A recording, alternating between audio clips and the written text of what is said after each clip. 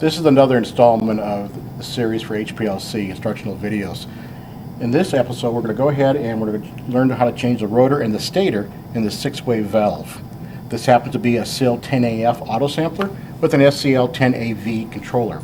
First thing we want to do, back out of the software on the computer. Once that is done, go ahead and turn off the SIL controller. That cuts the power, the light will turn off, to the autosampler since it gets the power from the autosampler, excuse me, from the controller. Next, take out the vial tray. The vial tray rack lifts up and out. Now we're going to do something, move this out of the way. As we discussed in other videos, this can be moved out of the way now because the power is cut off. Get that out of our way. You'll have two lines coming out to the right of the instrument. One is coming from the pump, which has a blue piece of tubing on it. The other will be going to the HPLC column or the oven itself. Okay?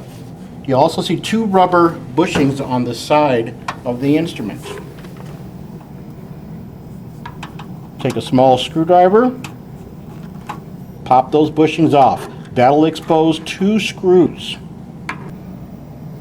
Next, we're going to take these screws off. We're going to loosen them up first, but not take them all the way out. If you have to, if it's too close, because they'll be sitting right next to the oven, you can get an angled screwdriver at any hardware store. It costs about $3. That'll allow you to have a very small screwdriver to take these out. Or simply disconnect it from the column, and that'll allow you to move the oven away from the autosampler so you can get your hands into their work. Now this is very important. This is the sample tube. This often becomes plugged or clogged with a sample. What we want to do before we take this cover off is loosen this up. To do that, I'm using a 8mm wrench. Loosen that up a little bit. So if you notice, it's tight in there and I can't remove that without bending this tubing. That's something you do not want to do, and that's why we're going to take this off. You take the install wrenches that come with it. This one here happens to be a number 13 and a number 17. Take the 17-inch, or 17mm, and loosen the nut that fits underneath. Next, we're going to remove this nut that holds on the injection port seal. I'm using a 13mm wrench, and I'm just loosening that nut. If you look underneath there, you can see that located right here. I have it loose. I'm going to remove that nut now and let it fall down. What that allows me to do now is move and unscrew this nut while lifting up on the injection port. I'm not putting any torque.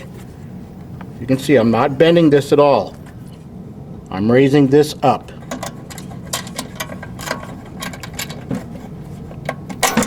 Okay? That comes out of there, and I did not bend this one bit. That's important to remember, okay? I'm going to loosen that up a little bit now, just so I can move this over. Next, I'm going to loosen up this wash port. This is also very important that you do not want to bend this piece of tubing, and that goes up into here. Do not bend that. I'm actually going to remove that nut now.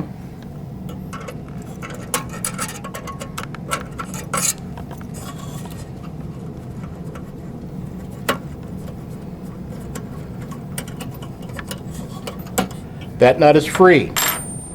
So what I've done, ports 1 and 2, I've loosened up the bolts on there, or the nuts, so I can remove this now. Now I'm moving back to the side, and all I'm doing is taking these screws out. Okay? They're loose. You may need to use a small thin blade screwdriver just to get that initiated so that I can remove this whole assembly. And there you go. Comes out very cleanly. Now I have full access to the 6-port valve and the rotor and the stator. and I can continue on any kind of PM I need to do. At this point, I can change the septa, I can change out the needle seal if I need to. I would suggest putting a syringe on here and flushing this line out as well. Next, we're going to go ahead. If you remember, we loosened up the nut on port number 2.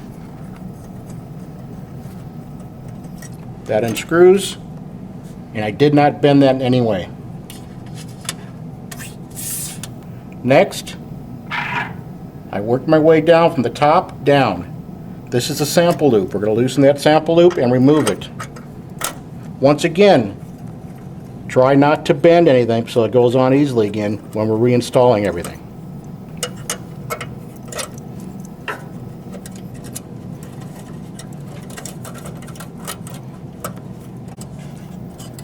Okay, I'm simply removing that, and you can see how that basically goes right back in. Set that to the side. Next, we have what's called the bypass loop. This is the loop at the bottom of the injection valve that must be removed as well. Once again, I'm loosening it up.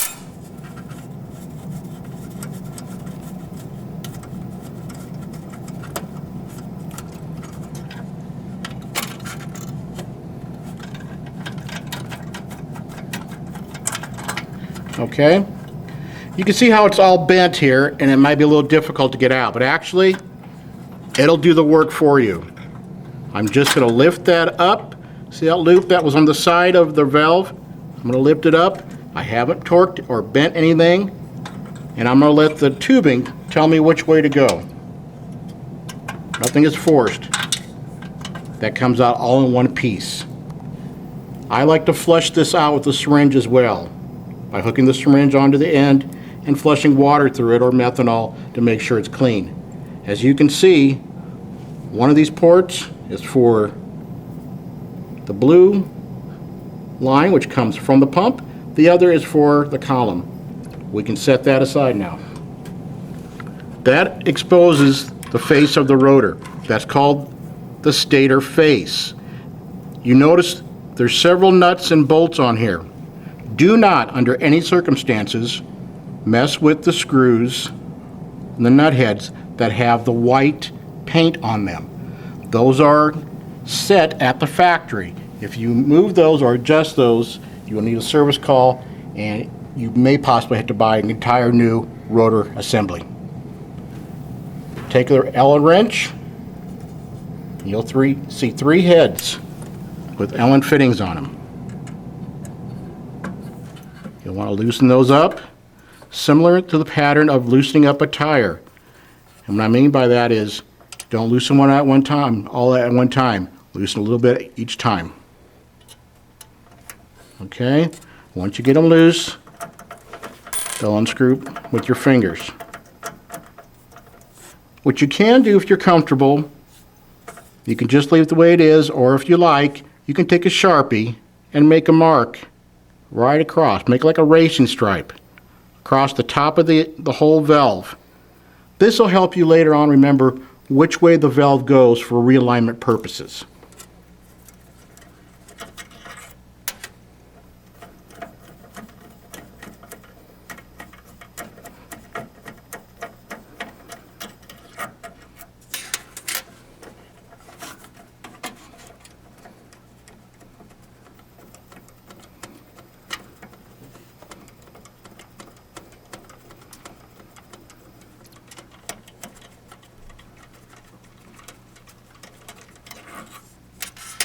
I'm holding that together so you can see how it looks after the screws are all taken off of there, okay?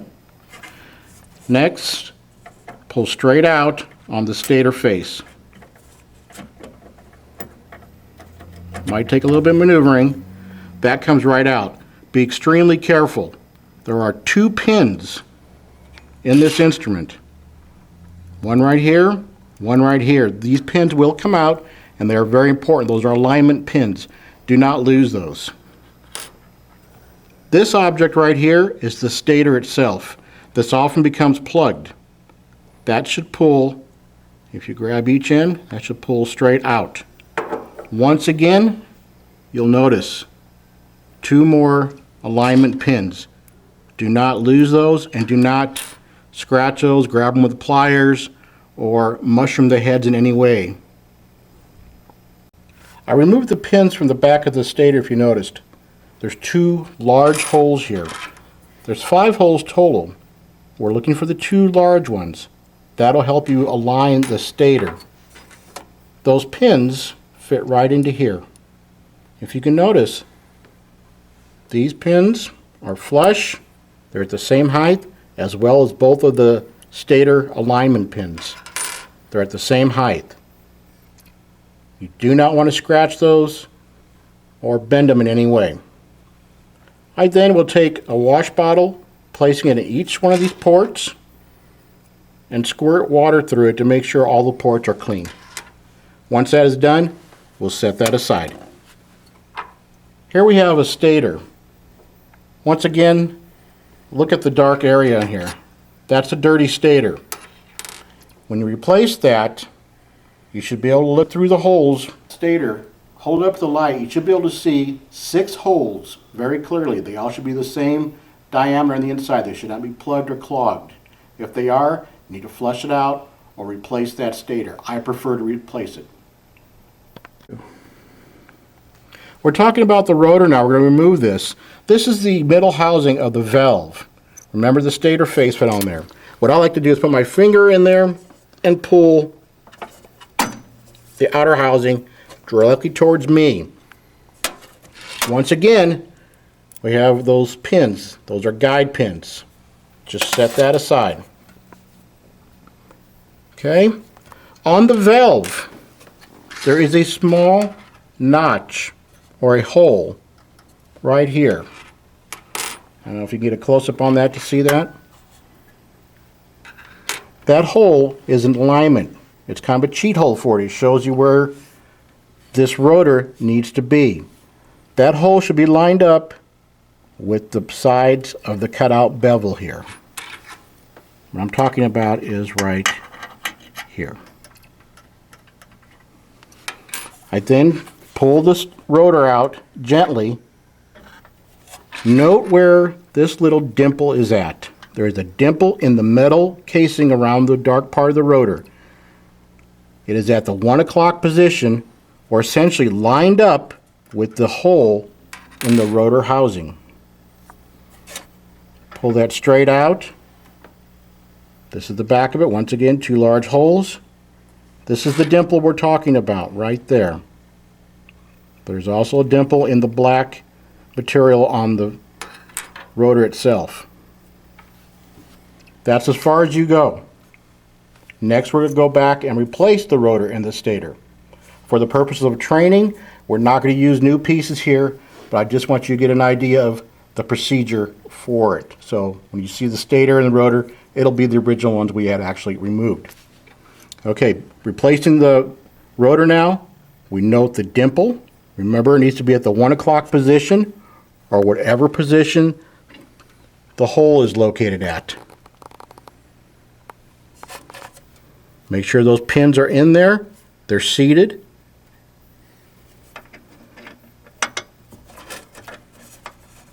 And gently place the stator, or excuse me, the rotor back on there, noting the pinhole or the dimple, and I pushed it firmly in there and made sure it seats all the way around it. Now I take the center collar with the pin, and that's going to fit right in this hole down to the bottom here. That's an alignment hole for the pin. So you can't put it on wrong. Just take your time, line it up, and push it on there. Okay, we're almost finished. Next, we're going to take our stator. In this case, it's the used one, but if you have a new one, watch these pins now, okay? We'll take our stator face and our stator. We notice the large holes are located on here. We're going to put the large holes lined up with the pins. Gently push down. You'll feel kind of a compression feeling on the stator. and then you want to look around, rotating it, making sure that it's not canted or angled in any way and that it's firm and seated properly. All right. Next we have the 1 and 2 ports on top. They face up. Once again, alignment pins. Simply sits right in there. There will be a gap. That is what these little nuts are for. If you change that, game over. You need to call us in. Okay, just like putting a tire on now. Excuse my hands here, but I want to just get them started. I'm not screwing in very deep at all. I'm just holding the stator face in place.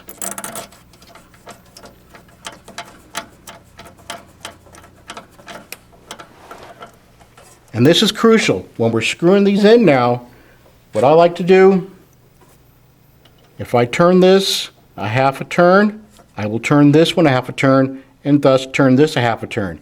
And I will go around in a pattern clockwise, just like you would putting on a tire on a car.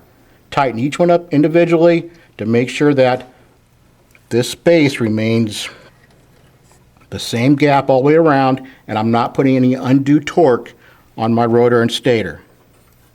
So I'll go a half turn there, half turn there, and I do that all the way around it until it's tight.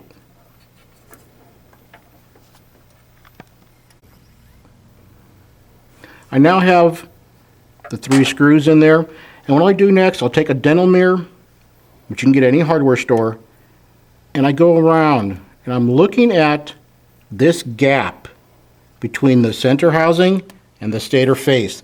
I want that gap to be even all the way around it. I'll go on the bottom of it and the side. If you notice one area may be gapped a little wider than the other, then you need to loosen up the corresponding nut here a little bit and make the adjustments. The key is you want to make sure this gap is even all the way around. And it's not difficult, it just takes attention to detail. Okay? If you can see what I'm talking about. See how that gap is even all the way around there. All right. Next, I start from the bottom up. Whereas before we went from the top down, I'm starting from the bottom up. Once again, we're going to put in our bypass loop. I let the tubing tell me which way to go. I don't want to bend this tubing. Okay, fits right in there. I just put that back down on the side, keep it out of the way where it was. And now my fittings fit right where they need to be. I'll get those started. Excuse my fingers in the way. I think you get the idea here. One started. And I'll tighten that down. Now it should be snug. Next, I put the other one in.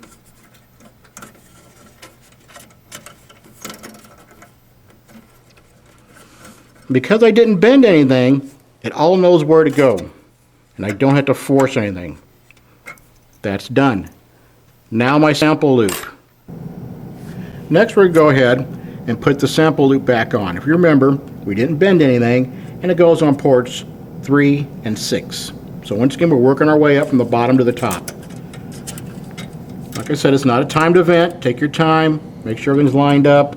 We don't want to cross thread any of these fittings. So excuse my fingers in the way, but I'm just trying to tighten things down. I think you get the understanding here. I have one side on. Now I'll tighten that down.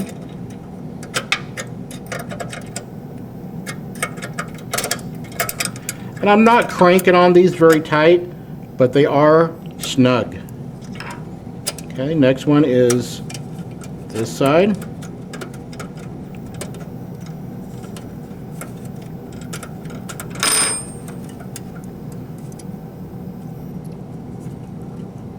And like I said, you may have to work it around a little bit just to get it to bite into it. But it should screw in. Once you do, it should screw in very easily like it's doing now. And then I'll tighten it down. The last two, if you recall, we kind of did in a step. I didn't want to bend this. I want to make sure it's very easy to move around and flexible. So I'm just going to start it. I'm not going to tighten it down because I want to be able to move it back and forth. The other part of this was the sample waste tube, which goes up here. You don't want to bend that. If you do bend it, it can cause to liquid being deposited and built up inside of the needle injection port. And we'll discuss that in a moment. Alright, so I'll just hold this in my hand, and you might want to come at a different angle here. Now I'm placing it. I'm just starting to screw it in, just to give me a guide. If you'll notice now, there's two little holes. One there and one there. Those are guiding pins. They help me know where to put this at. Snaps right back into place. I didn't bend anything. It's all right there. Okay.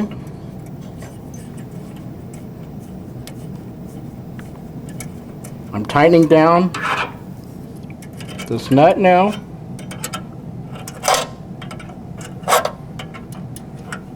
Remember, this is port number 1, which is where the waistline goes into. Port number 2, this small tube, is still very loose.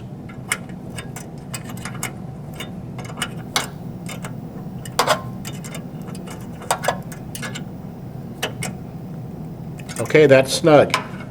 Alright, next I'm going to put these screws back in on the side, just like we had before. Hold that.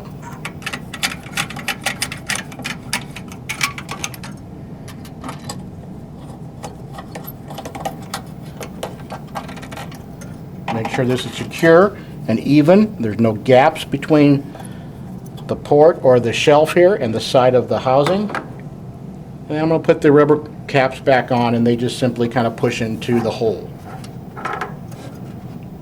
You don't have to put those back on. It just helps to keep any moisture or anything out of that. Okay. Next, I take the injection port and the injection port housing.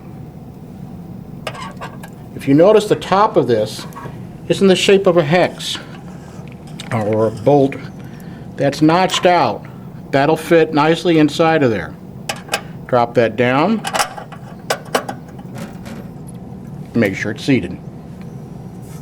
Next, we take our nut and washer that we removed with our 13mm wrench. We lift up, and I just simply drop that in there just so I have some space to work. Okay, now I don't want to bend this tubing at all. So I lift it up a little bit, I line up the tubing, and I drop it down a little bit. Okay.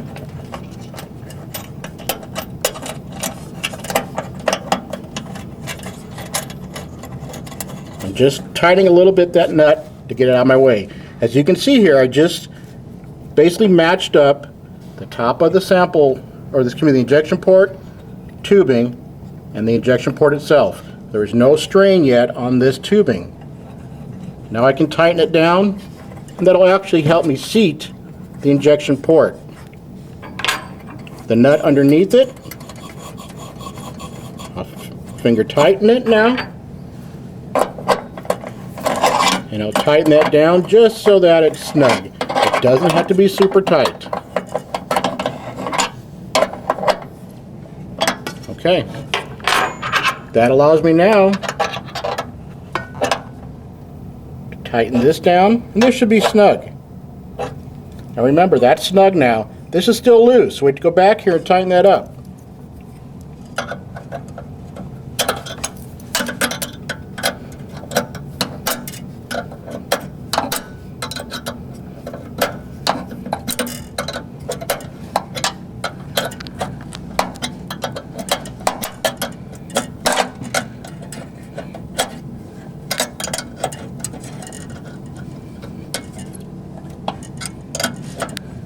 Now that we're snug.